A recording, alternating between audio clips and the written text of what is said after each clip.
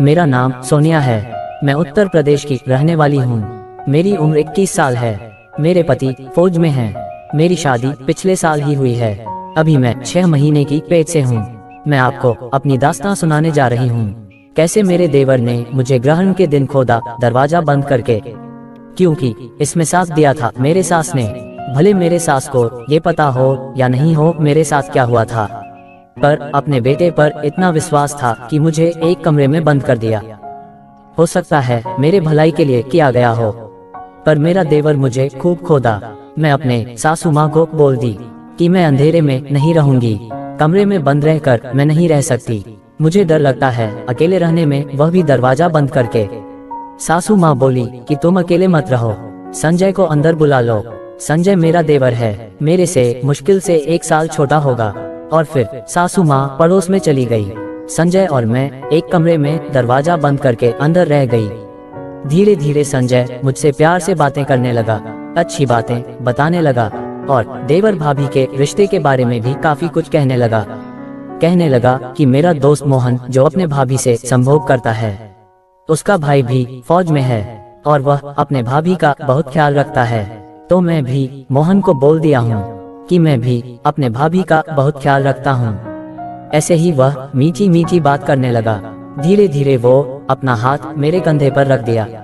जैसे उसने अपना हाथ कंधे पर रखा, मुझे अंदर से घबराहट सी होने लगी और अच्छा भी होने लगा। घर में कोई नहीं था, कमरे में कोई नहीं था, दरवाजा बंद था। ऐसे में एक औरत के साथ एक लड़का हो तो क्या होगा, वह आपको पता है। और रही बात जहाँ जिससे कि वह मेरा देवर था, ऐसे भी प्रेगनेंसी में संभोग पावर ज्यादा हो जाता है। धीरे धीरे करके मैं अपने देवर की बातों में आ गई और मुझे लगा कि अकेली हूँ तो उसका फायदा उठा लूँ। पर मुझे डर इस बात का था कि मैं 6 महीने की प्रेगनेंसी में हूँ, अगर कुछ उल्टा सीधा हो गया तो। तभी देवर जी बोल पड़े, भाभी क्या आप मुझे एक चुम्मा दोगे? मैं बोली, चुम्मा लेने से क्या होगा? तो देवर जी बोले कि चुम्मा ही दे दो, मुझे पता है तुम इससे आगे कुछ नहीं दोगी। मैं बोली ठीक है, चुम्मा ले लो। और दोस्तों यही से शुरू हो गई सारी बातें। उसने मुझे चूमना शुरू किया, धीरे धीरे मेरे लिप को लॉक कर लिया, धीरे धीरे करके मेरी तरबूजों को दबाने लगा। उसने मुझे जगाना शुरू कर दिया, मेरे पूरे बदन को फैलाना शुरू कर दिया और मुझे बेड पर लिटा दिया। मेरी चिड़िया से पानी निकलने लगा था। दोस्तों मुझे लग रहा था कि बहुत दिनों से मुझे हाइब्रिड केला नहीं मिला है, तो आज मनोकामना पूर्ण कर लेती हूँ। मैं देवर जी को बोली कि अभी मम्मी आ गई तो क्या होगा? देवर जी बोले मम्मी नहीं आएगी, पड़ोस वाली आंटी के यहाँ गई है, वहाँ से वह बाजार जाएगी तो नहीं आएगी शाम तक। इतना कहते ही मैं शांत हो गई। वह मेरे ऊपर के कपड़े खोलने लगा, फिर मेरी ब्रा को उसने खोल दिया। ऐसे ही प्रेगनेंसी में तरबूज बड़ी बड़ी हो जाती है। बड़ी बड़ी तरबूज देखकर उसका मन तो बौखला गया।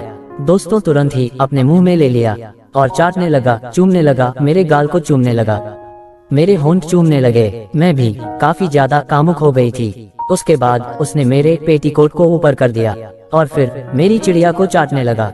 दोस्तों जैसे ही वह चिड़िया पर जीभ लगाया, मैं पागल होने लगी। मुझे लग रहा था कि जल्दी से जल्दी वह अपना हाइब्रिड केला मेरी चिड़िया में डाल दे। दोस्तों मैं पागल होने लगी।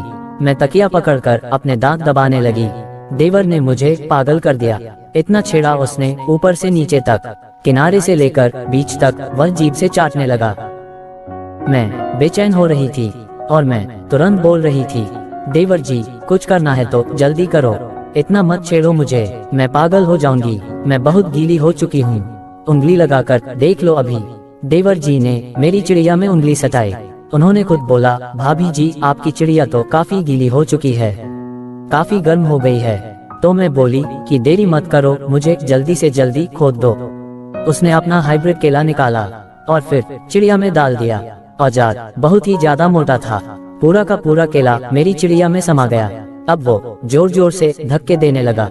मैं काफी ज्यादा कामुक हो गई थी। मैं जोर जोर से खुद रही थी, पर डर इस बात का भी था कि पेट बड़ा था। पर मेरे देवर जी तो मेरी गदराई हुई बदन को देखकर बहुत ही ज्यादा गर्म हो गए थे और जोर जोर से दनादन देने लगे। दोस्तों हमें उम्मीद है कहानी पसंद आई होगी।